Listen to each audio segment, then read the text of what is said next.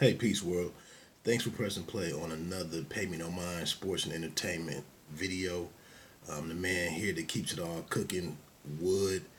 Some pretty inspirational stuff yesterday that I just, I said, nice spot on motherfucker. I was inspired and moved pretty much. But I'll get to that in just a second. Some quick entertainment notes. I don't know if I mentioned this on camera yet, man, but the this new Common album from Common, Let Live. I'm enjoying that joint. I really got. I think I got to cut grass a little later. I'm gonna listen to that one. I'm gonna do a review of Rhapsody's Eve album.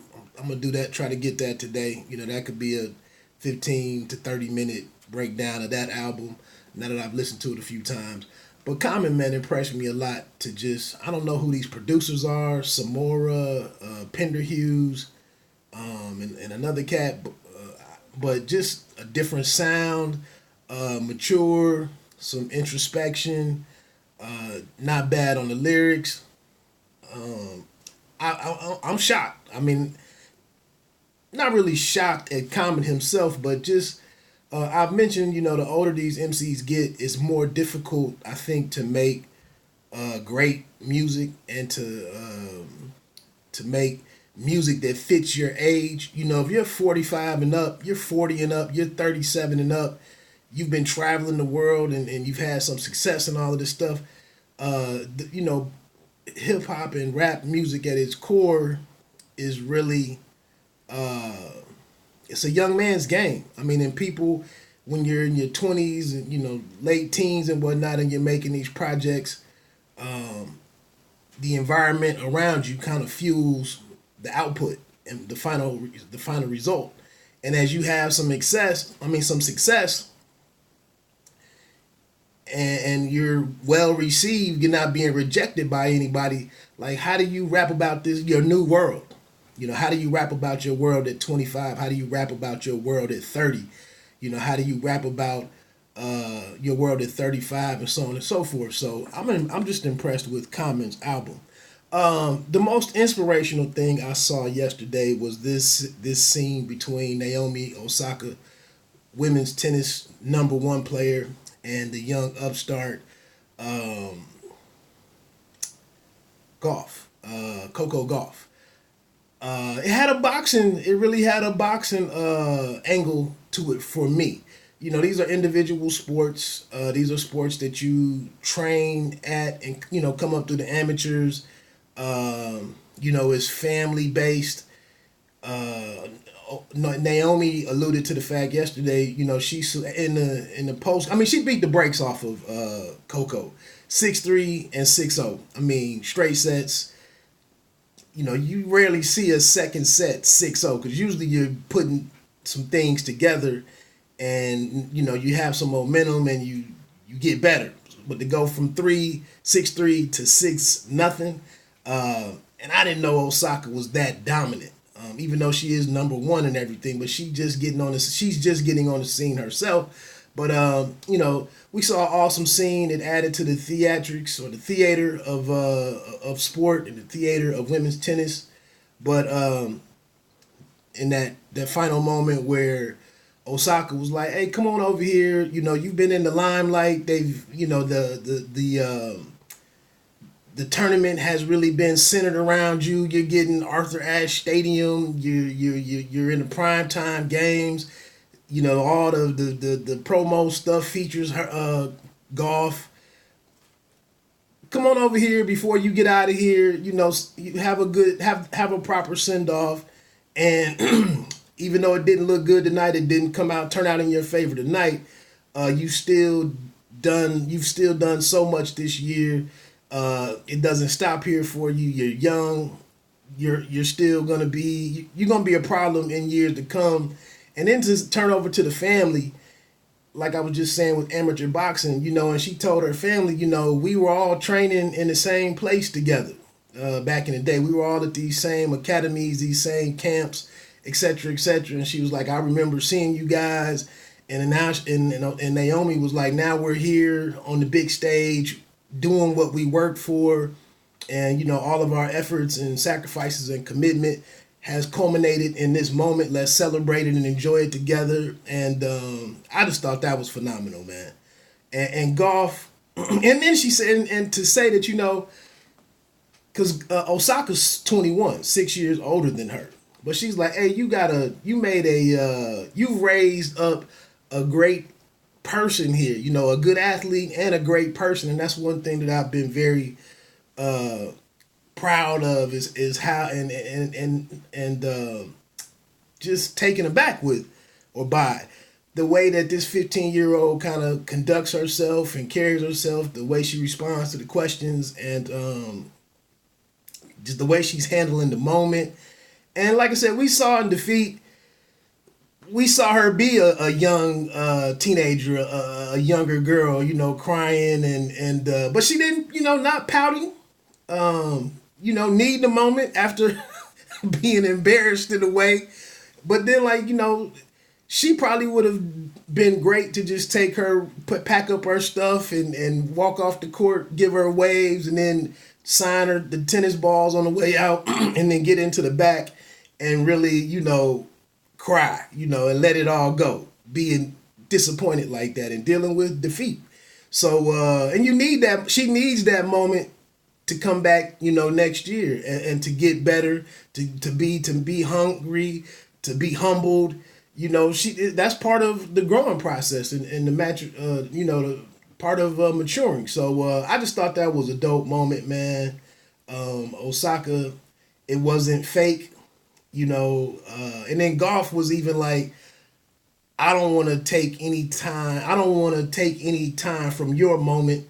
This is your interview. This is your on-court interview. You won, and I'm just out here because you asked me to be here. So I just thought that was a great exchange. Like I said, back to the boxing angle, and I was talking to. I did the 2 live streams this weekend with Omar Juarez on Friday, and then yesterday with Stephen Shaw. And, they both alluded to the facts, like behind the scenes, and getting to where we are, even though both of those guys are relatively young and in the beginning of their campaigns and whatnot. But they've been working at this, and they've been in the same circles of other guys. And, once they get there, it's all these years of hard work behind the scenes, and as young kids and teenagers, and now these guys are on TV and they're competing for trying to work themselves into contention and whatnot. So that was kind of a parallel, in my opinion, between tennis and boxing, and then even like I said, one-on-one competition, to go out there in Osaka to really take it to her and be ruthless, and get her out of here. And we can hug and cry together and do everything after the match. But right now, in between these white lines, in between this ring, it's me or you. And so I love that about it, man. And like I said, that moment was very special. And I hope it inspires some young people, some other kids to get into tennis. Lomachenko and Luke Campbell. Everything has been said about it already, so I was kind of apprehensive about even doing a video. The show started yesterday at 1:00 on ESPN Plus, or the Plus as they're kind of branding it now. But yeah, from 1:00 on, and then hell, the main event is going down at 6:30 or something like that. It gets started. So yeah, it was a long boxing day. I don't think that the telecast did Joe Tessitore any favors with him constantly having to tell us how great Lomachenko is, how he's fond of him, and all the superlatives, and I just don't think that the presentation did him any favor. I saw tons of criticism, whatever. the one thing with Loma, great fight, good fight. Um, that competitive spirit, the fight. Luke Campbell having some success. Um, I just think toward on the second half of the fight, man, I just felt like he just wasn't willing to do enough to beat any champion. He wasn't willing to be reckless enough when necessary to take calculated risk to be a champion. It's certain risks when you're not when you're not flat out the better person, and you gotta go off script. You gotta risk something to get it. That's what being a champion calls for. And I just felt like, and it wasn't all like his. He just decided to be that way. It was things that were being done to him, and it was things that was in front of him going on that it just seemed like the safe way to try to compete.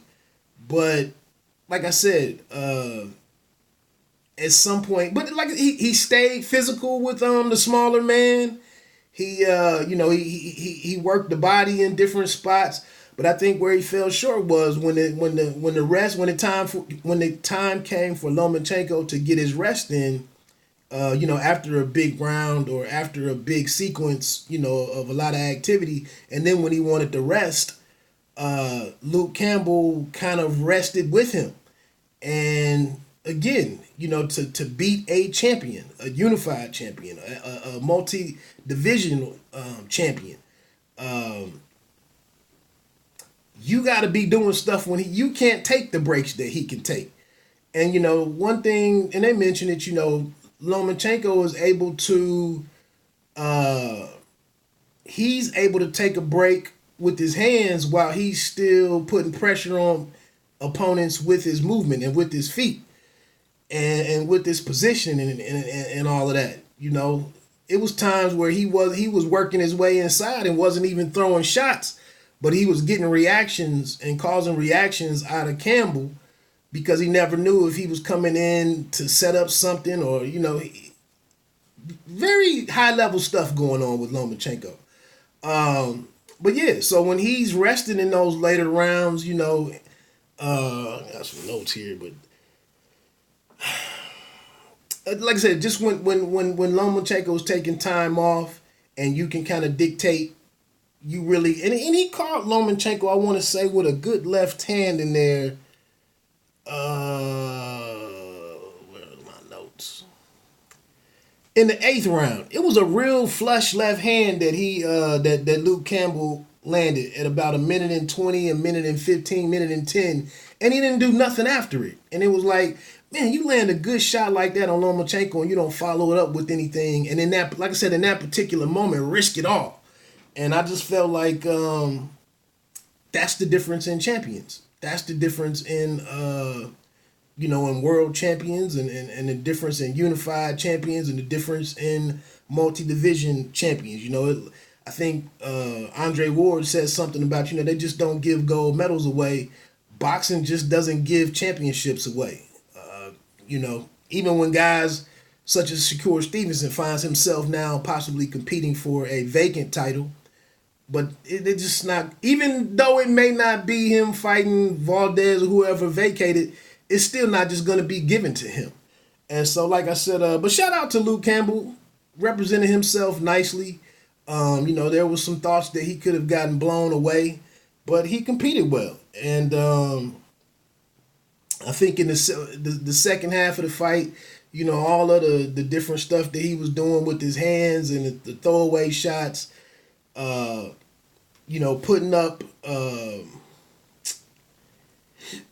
just giving Lomachenko stuff to be concerned with as he was training. He wasn't really trying to hit him. He wasn't really trying to jab him, but he was just throwing his hands out there. It was easy to do that through the first 4 to 6 rounds, but then you get to the 7th, you get to the second half of the fight, all of that activity stopped. The jabbing kind of went away. And, that's when Lomachenko moves in to get busy and to mix it up. And I love what I saw in the inside and from mid-range, some of the the way that Lomachenko was setting up shots and working inside and some good body work by both men. It's a pretty damn good fight, man. I think with fights moving to the zone and the plus and the different commentary that we have now, the fight being over in the UK, I mean, it's interesting where boxing is, and we no longer have the HBO production, the feel of an HBO card, the pacing and the presentation is different from HBO, and even we don't see Showtime in the mix as much right now. So it was kind of interesting to just sit back and say, man, like, look at this new era of boxing. The supply, the distribution to the fan has changed, to us fans have changed, and then it's a midday fight versus being midnight or 11:30. It's this fight in the middle of the day because of it being in the UK. So it was interesting, man. I just sat back and kind of enjoyed it. Last thing, and I'll get off of here. I ran my mouth enough. If you want to ignore the fact, to sit back and say what Lomachenko isn't doing or hasn't done or can't do or won't do, if you're not or who he won't face or who he won't rematch or whatever, if you don't understand that his goal and Top Rank's goal for what they have laid out is to complete this run at becoming undisputed. So while Luke Campbell might not have been an opponent that you wanted for him, he had to face him to get this WBC belt to add to the BA and the BO, and now the IBF is out there that he could make a bid for with the winner of Comey and Lopez. So in the midst of all of that, why would they now in the ninth inning try to change the game? Like, to have that type of criticism towards Lomachenko, it's illogical to me, because this has been what's been underway for the past year or so. It's all been leading up to this. So why would you turn away from the goal now that it's right in front of you, in the next 6 or 7 months, probably or possibly? And now I'm gonna go do something else. I'm gonna go try to fight Tank Davis, or I'm gonna just go fight. Fans think right now, or maybe fight to fight, but like I say, the people that have been feeding their families and have a career in this for multiple decades, 5 years or whatever, they think long term, 3 and 4 fights. So, like I said, right now, to have different complaints about Lomachenko that don't really follow what's going on right now, like, you're just yelling to yell. And so I think it'll be dope. I think Comey is a bigger guy, another bigger guy, power in both hands. He's reckless enough. He has been hurt. He has been dropped, I believe. And he'll go for it, and he can bang, he can crack. So that's an interesting matchup if he fights if Lomachenko was to fight Comey, and then Lopez on the other hand, an exciting performer, can be dynamic at times, can change gears, decent power, can be explosive, can be sudden. I like either fight, and like I said, the end goal would be to get that 4th title. So have your preferences and your demands and your wishes and your expectations, but understand in the big scheme of things, there's already a plan underway, and I can't begrudge Lomachenko for having that goal and pursuing that goal. And conversely, on the other hand, some of the different fighters out here that there is no complaints about, there is no questions about, there is no expectations. They just get to do what they want to do, and it's pretty quiet, in terms of detractors and the outcry. I wish some other guys would come out and tell us what their plan is. What's in the next two fights? I want to face these two guys, or I want to add these. We don't hear that from everybody. In some situations, Gervonta Davis, prime example. We're being told how great he is and how he's going to be bigger than Canelo and bigger, the biggest name out there, and he's a pay-per-view guy. But what is he really doing to what steps is he in what boxes is he really checking to get there? And I'm not saying I'm not calling him out just to call him out. I'm just saying I want him to be bigger than everybody else. I really would love to see Lomachenko against Gervonta Davis's offense, but it doesn't seem like there's any impetus there from his handlers to put him in that type of situation for him to be great, for him to start checking off those boxes. And again, I would like to see a young fighter, and Tank's become a little more vocal about and cognizant of that matchup and what that could do. But like I said, Lomachenko has come out and stated what his goal is, and he's taking those steps to complete it. So, I mean, all I can do is really sit back and watch it all unfold, and go from there. So that's that. Let me run to the store with my wife before she come down here and knocks me out. Hey, look, man, enjoy the rest of this holiday weekend. Like I said, man, you don't have to be great to start, but you have to start to be great. Bite down, boxing. Don't let them count you out. One.